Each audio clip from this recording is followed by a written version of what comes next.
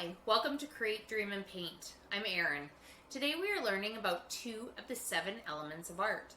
We are learning about line and shape. Today we need our paint supplies, markers, pencil, an eraser, and a ruler. Let's get started. Today we're going to be discussing lines and shapes. Those are 2 of the 7 elements of art. So what is a line? A line is something that goes from one place to another. It can be straight, it can be curvy or wavy, it can be vertical, it can be horizontal, it can be diagonal. Lines can be all sorts of things. But if we took these lines and put them together, that would be considered a shape. So a shape could be a square, a rectangle, a circle, a cloud. There's so many shapes. See what ones you can come up with. So this is what we're going to paint today. If we want to look at lines and shapes, you can see both of them in this picture. The lines create the buildings, they create the windows, create the sun and the clouds. But those lines put together make the shape of a building. The sun, the clouds, the trees, the doors. So we're going to draw out our town. So the first thing we're going to start with, I always like to use a ruler. You don't have to, because you might choose to do big domed buildings. I want you to choose. It's your art, so you get to decide on what it looks like. But I like doing some crazy buildings, kind of like off Alice in Wonderland. I love that show. Kind of something the Mad Hatter might live in. So I'm going to create a building. And off that building, I would like to make more buildings. You may decide to do more buildings, or you may decide you want to do one building. And that is totally up to you. Okay, so I'm going to make a big building. And this one is going to have a roof. And I'm going to do one more big building over here.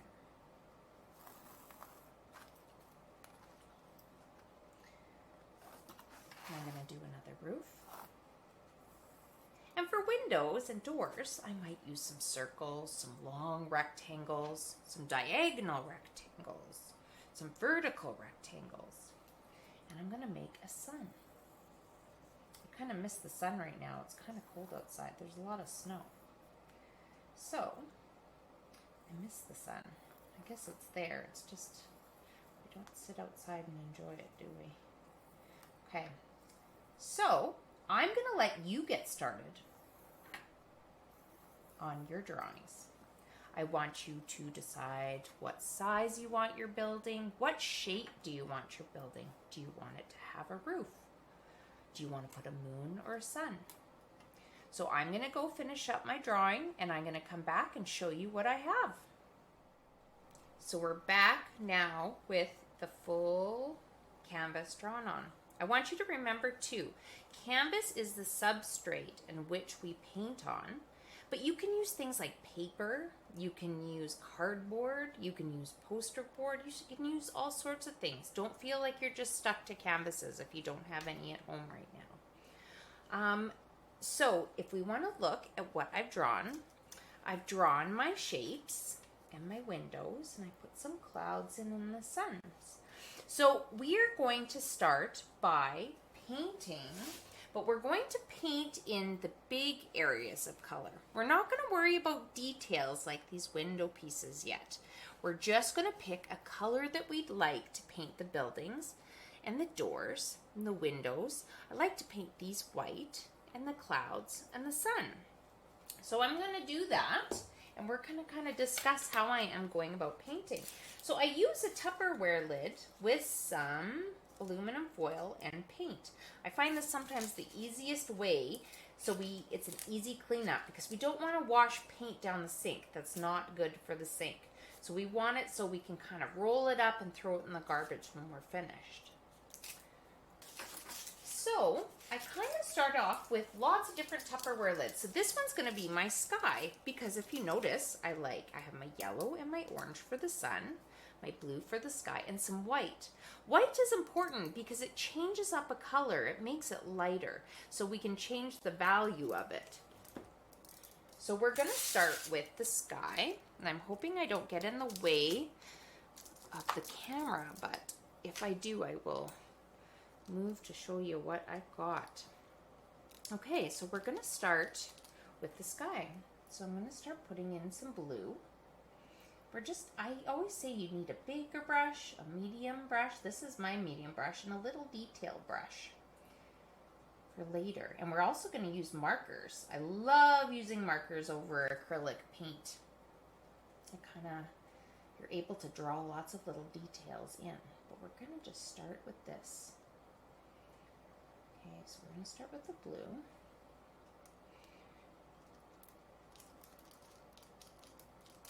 And I'm going to also show you, when we start the sun, I want to show you how to change your colors of yellow. You don't have to always use the same color. So I might use the very inside of the sun might be orange, going to yellow. And then the rays might be a little less orange. So I'm going to lighten them with white. I want you to try that. I want you to use a color, but add a little bit of white to it and just see what happens. So we're just changing the value. So we're making it more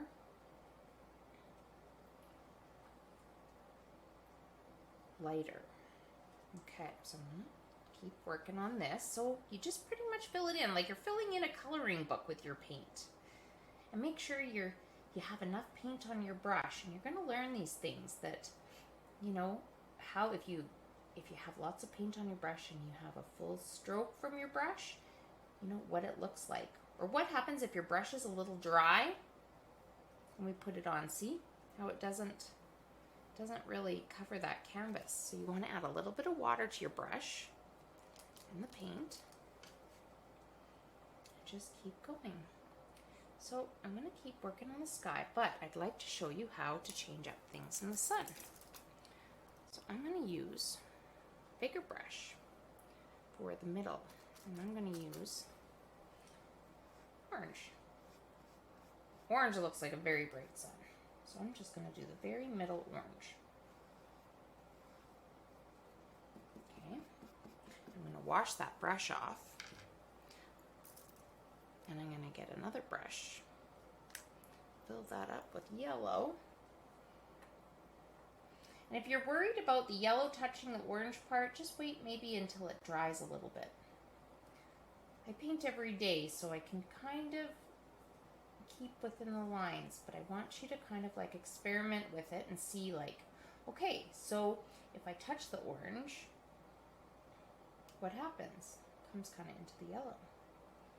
And then I'm just going to kind of make it I'm going to blend it in so it just looks a little brighter.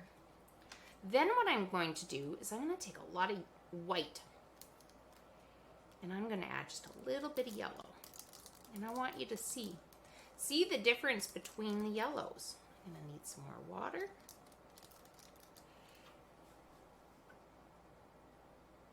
And we're going to see how the color has changed. So I'm going to go in with lighter yellow, and then I might decide to hit it with a few spots in there with some brighter. But I like the fact that you can change color. It's super important. When you can play with color and make your own colors, it gets really amazing. You only need a few colors to make hundreds of colors.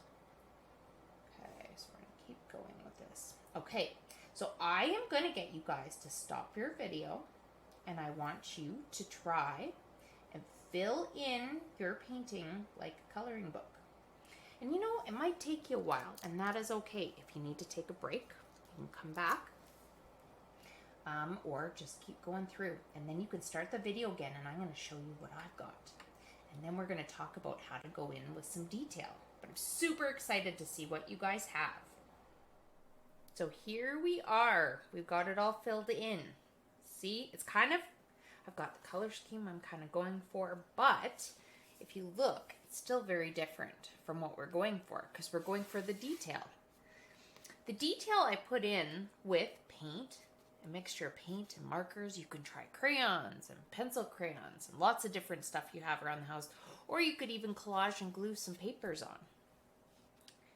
The sky's the limit pretty much.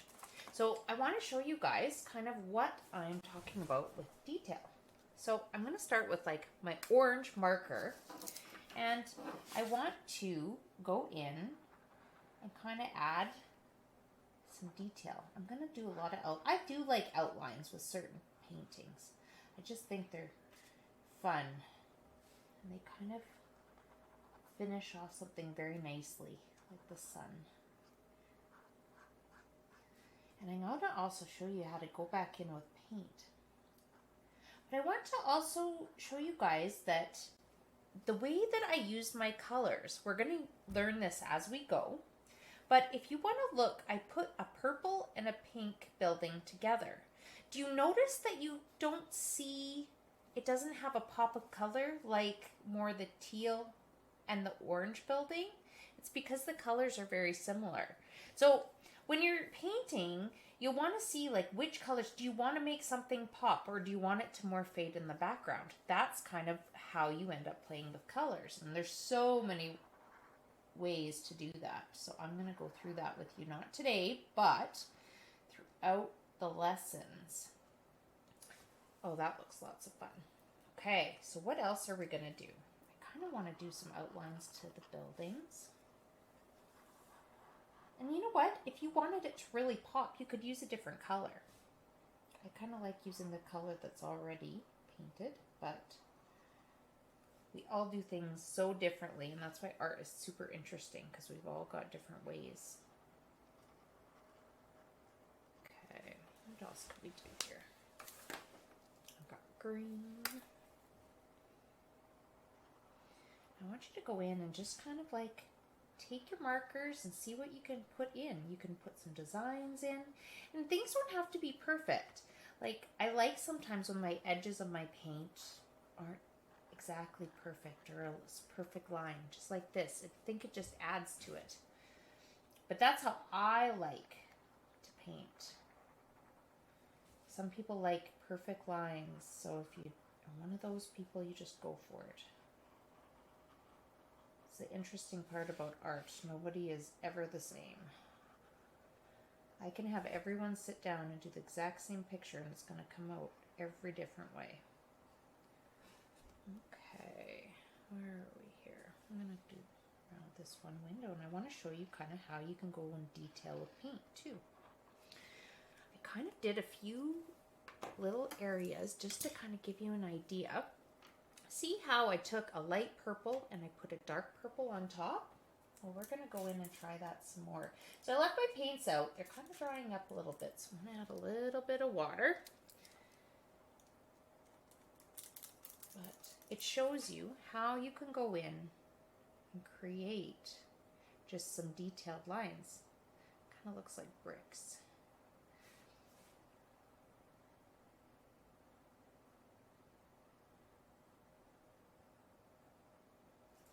I'll add all different kinds of things. And I'm going to go in and do just a simple line.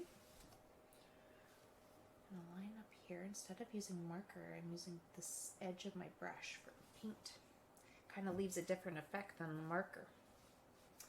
And then I'm going to go into this purple door. See how the darker color kind of melds in with the lighter, but you can still see, I'm going to make it so there's like a window. Frame around the door. It just adds a little bit to it. And you'll see that I kind of went in with my brush to do lighter pink on the dark pink. I just wanted to show you guys what that looked like. You can do lots of different things. I'm going to grab a smaller brush here and I'm going to show you. If I take some white paint and I mix it with my orange and make a really nice light orange color, I could go in and I could even create just different lines of interest on my painting. And you know what? Sometimes it's just going in and experimenting, because if you don't like it, you can go back and paint over it. There's nothing that is permanent. You can go in and change things as you go. That's why don't be scared. It's just paint. But see how that adds just a little bit? And then I'm going to go in with, I'm going to go in with a little bit of magenta and orange to give this a little bit more color.